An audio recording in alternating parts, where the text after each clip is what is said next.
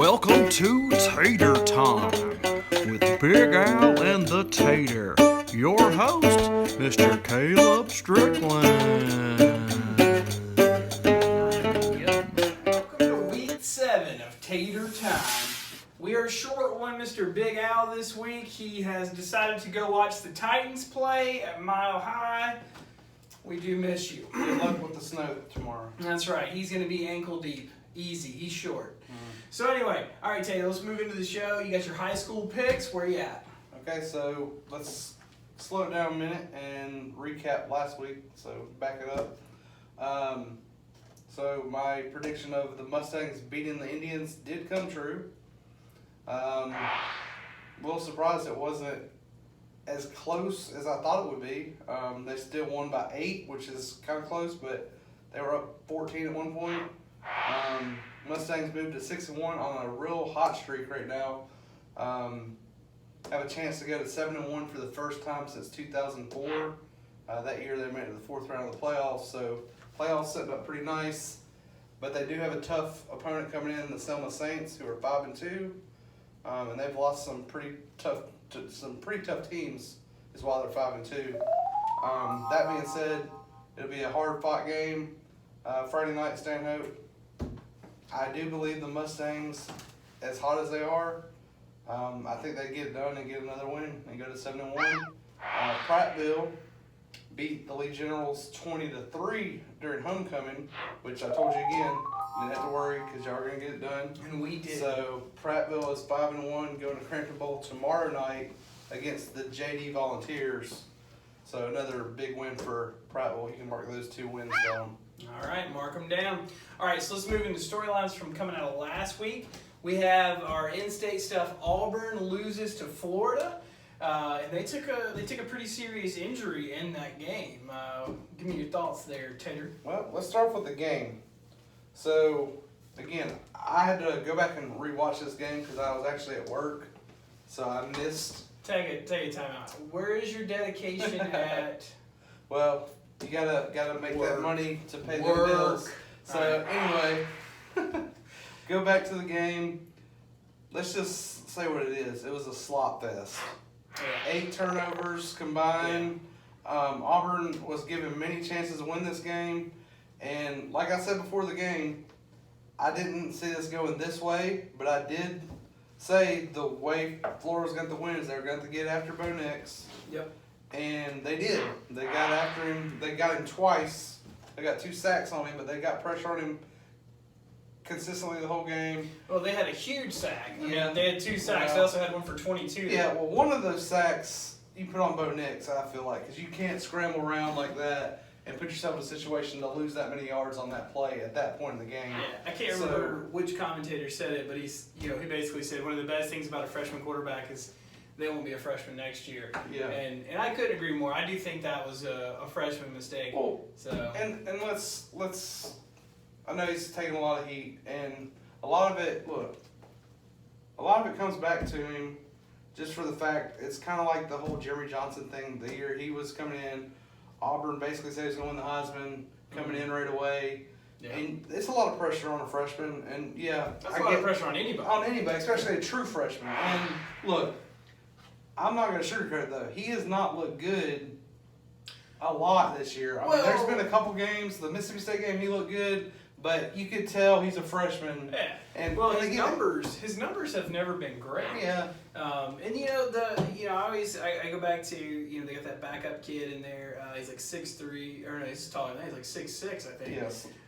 He's a beast, Mhm. and never really gave him a shot, which is interesting to me, especially like maybe we see him this week. You think, or next week? They're actually not playing. I mean, I don't know.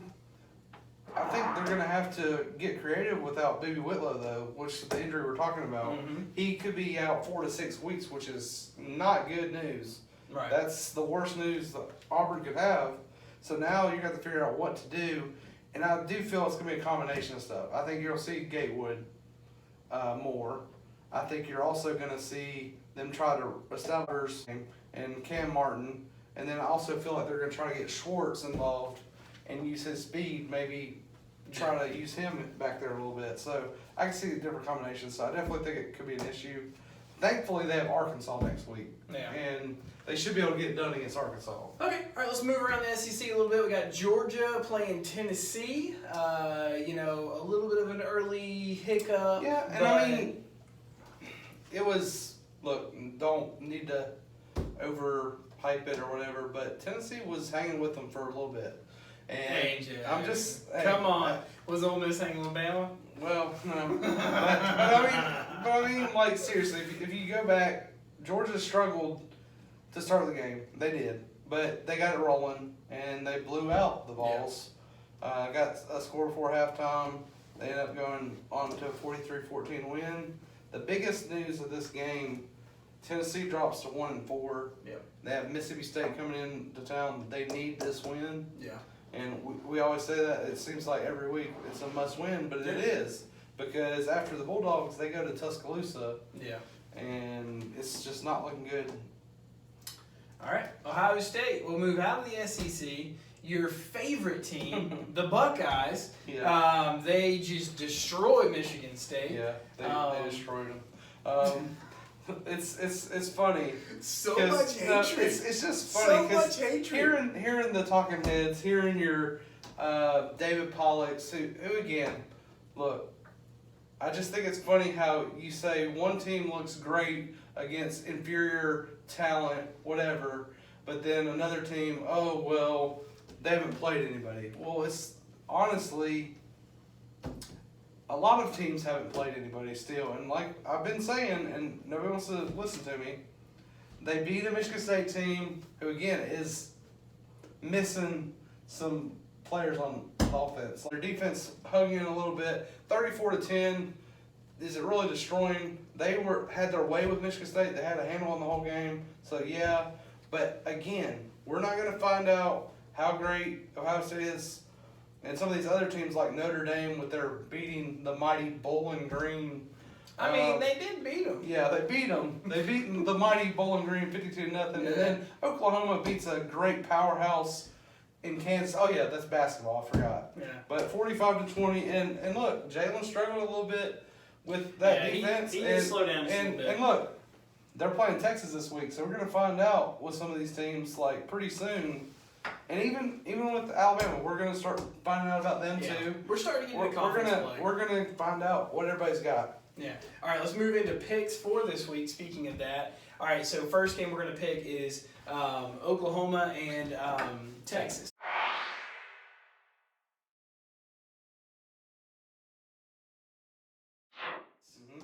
So this is an 11 o'clock game.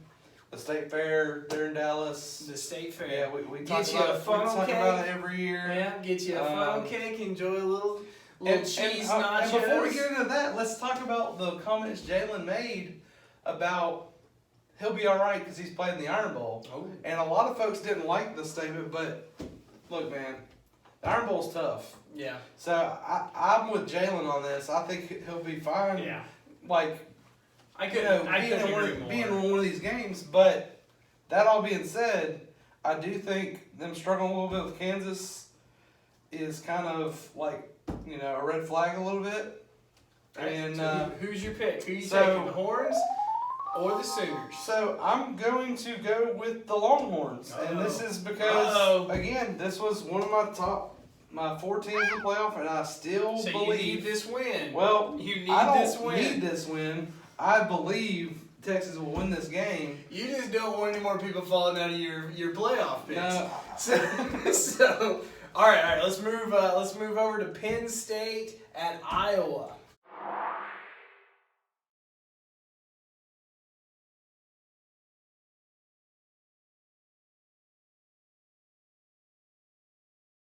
Okay, here's another game that usually is a tough one on the road at Iowa. Penn State has struggled here in past years, but I see Iowa coming in after a loss to Michigan, which was not a good loss. No, it's not. They didn't get their Oh, doors bitch. blasted off, but Michigan's defense got after them, forced 4 turnovers, sacked them 8 times. Mm-hmm. And again, Penn State, talking about not playing folks, because again, a lot of folks are like, well, they haven't played anybody, but their defense has looked impressive. this far. And that's one thing that I have noticed about them. Watching them play, their offense has kind of been slow a little bit in a couple games and really took a while to get wins over Pitt and Buffalo. But that being said, this defense is getting after folks. So I believe I'm going to lean towards Penn State. It's a 6:30 game, ABC in Iowa. I feel like Penn State goes in and gets the win, which is much needed win. I didn't even have to ask you. I knew you were going to go Penn State. But anyway, all right, let's move to Florida at LSU.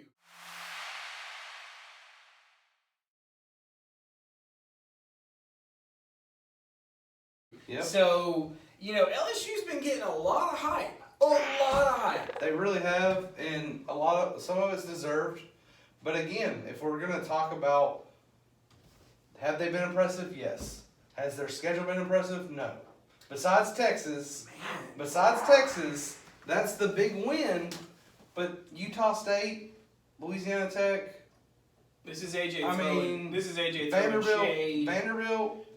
And Vanderbilt put some points up too. Oh boy. All right. So, but who has Florida really played? And again, that's where what I'm basing this whole thing on. Mm-hmm. A lot of teams haven't played a lot, so we're finding out. What AJ is really saying, what the Tater is saying, is he's ready for conference play. All right, lay down the gauntlet. Who are you picking? Well, I'm also looking for better scheduling in the future, better games. We need to get better at that. Okay. All right, who are you picking? Florida, LSU? So, I didn't believe in the Gators last week. I do feel like this is the best defense that LSU will face so far. And it might be the best defense they play for a while. But, I like Burrow to put up some points. It's at LSU. Here it comes. It's at LSU, 7 o'clock night game, and we know about those night games in Baton Rouge. They're pretty tough. As much as I want to pick the Gators, I'm going to go with the Bengal Tigers. You've been singing Garth Brooks since we got here. Should have known. All right, let's move over to our home state, Bama at A&M.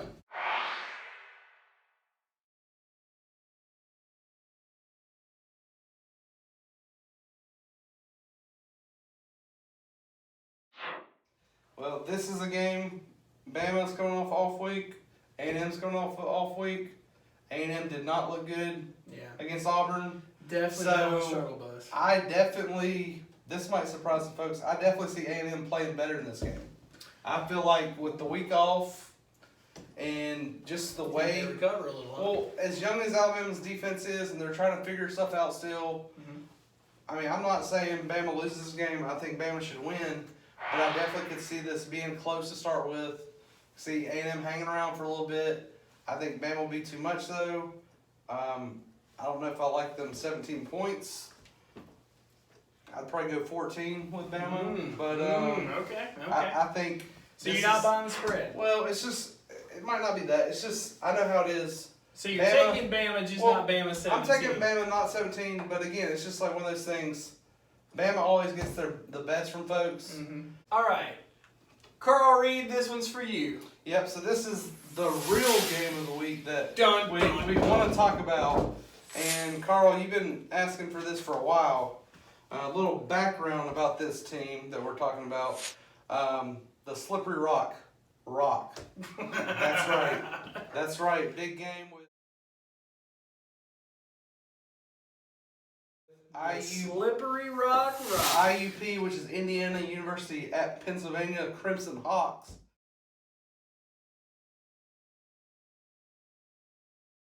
Both teams are 5-0. It's homecoming at Slippery Rock. We got the battle of the undefeated at the Slippery Rock. For the pride of the Rock, they're playing homecoming for Slippery Rock. And just a little fun facts for you. The mascot's name is Rocky the Second. Is it a rock? No, I think it is with the whole Sylvester Stallone. The pride of the Rock. I'm guessing like a lion.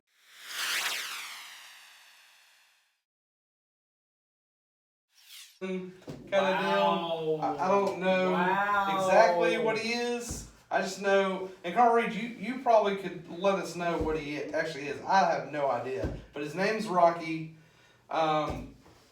Their field is actually named after 2 coaches.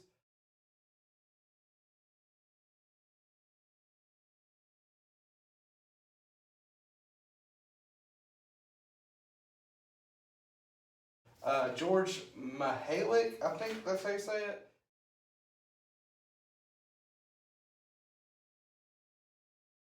And a Nelson Kerr Thompson. Kerr Thompson. And Kerr Thompson coached from 1920 to 42 and also came back 45 to coach. Has the highest winning percentage at 678. He was a 113, 64, and 5. Man. He also coached the basketball and baseball team. Whoa, triple threat So he's coach. a triple threat guy.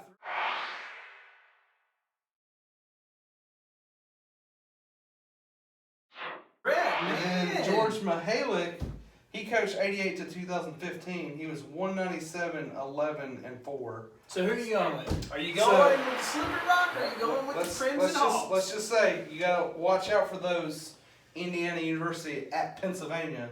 So don't get it mistaken with Indiana University. But I think I'm going with the Rock.